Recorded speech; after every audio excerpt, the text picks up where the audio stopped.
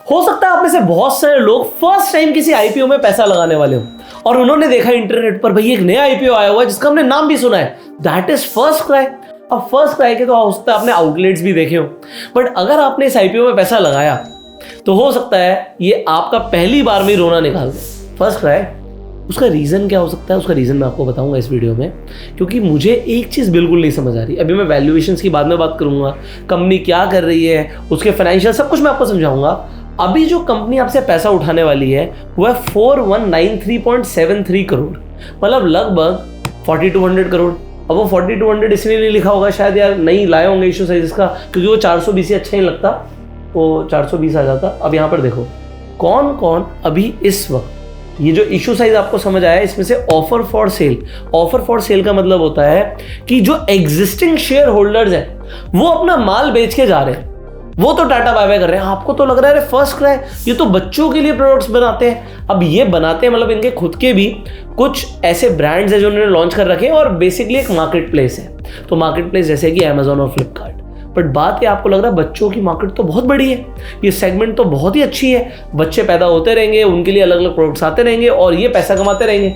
अभी तो पहली बात तो ये पैसा नहीं कमा रहे, बट अभी आप OFS को समझिए। OFS का मतलब जो होता है ऑफर फॉर सेल, मतलब जो एग्जिस्टिंग इन्वेस्टर्स हैं वो अपने शेयर्स बेच रहे हैं। अभी OFS है जो आपका लगभग 4200 करोड़ है, उसके अंदर जो OFS है वो लगभग 2500 करोड़ का है। अब 2500 करोड़ में कौन कौन टाटा बाय बाय कर रहा है पहले इसे देख लीजिए। आप नाम पढ़िए, सॉफ्टबैंक जा रहा है, महिंद्रा एंड महिंद्रा मतलब आनंद महिंद्रा जी जा रहे हैं, नीचे आप रतन टाटा जी का भी नाम पढ़िए, रतन टाटा जी भी जा रहे हैं। तो ये सब अपना जो माल है वो बेच के जा रहे हैं, क्योंकि इन्हें बहुत अच्छी वैल्यूएशन पर आईपीओ पे एग्जिट मिल रही है। और हर कोई इन्वेस्टर यही चाहता है कि जब अच्छी वैल्यूएशन मिले तब हम बाहर निकल जाएं। चलो अभी एक चीज तो आपको समझ आ गई, जो मुझे सबसे बड़ा नेगेटिव लगा वो मैंने आपको पहले ही बता दिया कि भैया सॉफ्टबैंक बाहर जा रहा है, महिंद्रा एंड महिंद्रा बाहर जा रहा है, रतन टाटा बाहर जा रहे हैं। ये कुछ बड़े नाम है जो OFS में अपने शेयर्स बेच रहे हैं, which is not good for the company. आप समझते हैं सबसे पहले इस आईपीओ की डिटेल्स को। फिर 6 तारीख से लेकर 8 तारीख तक आप इस आईपीओ में इन्वेस्ट कर सकते हो। इन्वेस्ट कितना पैसा करना पड़ेगा? जो शेयर की रेंज है वो 440 रुपए से लेके 465 है। तो हम कट ऑफ प्राइस को ही अगर ले लें 465 को, तो आपकी इन्वेस्टमेंट बैठेगी 14,880 रुपए की। वो मिनिमम दिखाते हैं कि 14,080 रुपए लगेंगे, बट आपको कट ऑफ प्राइस पे ही पैसा लगाना पड़ेगा। अब ये आपको समझ आ गया कि भैया इशू साइज लगभग 4200 करोड़ का है, बट अभी तक जो पहला दिन है जब मैं इस वीडियो को रिकॉर्ड कर रहा हूं तो कुछ बहुत अच्छा सब्सक्रिप्शन आया नहीं है। ऑल्दो एम्प्लॉय के अंदर अगर आप एम्प्लॉय कैटेगरी देखेंगे तो उसमें 0.68 टाइम्स का सब्सक्रिप्शन आ चुका है। तो लगभग एम्प्लॉयज तो अपना पूरा सब्सक्रिप्शन दे रहे हैं। उसका रीजन क्या है कि एम्प्लॉयज के लिए तो डिस्काउंट है, भाई आपके लिए कोई डिस्काउंट नहीं है, बट अगर आप इस कंपनी के एम्प्लॉय हो तो एज एन एम्प्लॉय आपको इसके अंदर डिस्काउंट मिलेगा। कितना मिलेगा ये देख लेते हैं। 44 रुपीज का एडिशनल डिस्काउंट है। तो 71,258 शेयर्स एम्प्लॉयज के लिए रिजर्व्ड है, जिसमें अगर आप अप्लाई करेंगे एज अ एम्प्लॉय कैटेगरी के अंदर तो 44 रुपीज का डिस्काउंट मिलेगा। बट आप कहोगे हम तो एम्प्लॉय है नहीं, तो क्या हम अप्लाई कर दें? तो यहाँ पर कुछ और भी इंपॉर्टेंट चीजें हैं। देखो, एक तो कंपनी प्रॉफिट कमा नहीं रही, तो प्रॉफिट कमा नहीं रही तो पी की तो बात ही मत करो, क्योंकि मैं यहाँ पर सबसे इंपॉर्टेंट ये देखता हूँ अभी ऑल्दो रेवेन्यू बढ़ रहे हैं, जो कि प्लस है, मैं प्लस के ऊपर बात करूंगा। बट अगर हम प्रॉफिट्स की बात करें तो 2021 में इन्होंने 216 करोड़ रुपए कमाया था, बट 22 के अंदर फिर नुकसान कर लिया, 78 करोड़ का नुकसान कर लिया।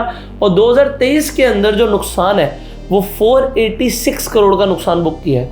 जब हम आईपीओ लेकर आ रहे होते हैं तो हम कोशिश करते हैं कि हम कंपनी प्रॉफिट में दिखाएं, तो ये प्रॉफिट में तो दिखा नहीं पाए।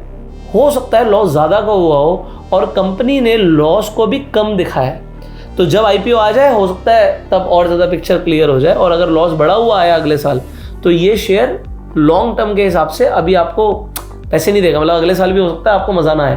तो ये तो हो गया नेगेटिव। अब भाई पॉजिटिव भी बात कर लेते हैं, जो मुझे अच्छा लगा। अब अच्छा क्या लगा, हर चीज़ में कुछ अच्छा भी तो होता है। 2021 के अंदर इन्होंने रेवेन्यू किया था 1603 करोड़ का, 2022 में वो हो गया 2401 करोड़ का, तो ये एक अच्छी जंप थी। बट 2023 के अंदर रेवेन्यू ड्रास्टिकली ऊपर गया, तो यहाँ पर रेवेन्यू ऊपर जाते जाते अगर कुछ प्रॉफिट भी आ जाता तो एक बार को कंसीडर मैं इसे कर सकता था, क्योंकि रेवेन्यू अगर आप 2022 से कंपेयर करोगे 23 के अंदर सीधा 5633, तो 5633 करोड़ का रेवेन्यू उन्होंने कर दिया, जो कि एक बहुत बड़ा माइलस्टोन है। और इसके साथ साथ कंपनी के एसेट्स भी बढ़ रहे हैं। 2021 में 4078 करोड़ के थे, 2022 में 6197 करोड़ के हो गए और 2023 में 7120 करोड़ के।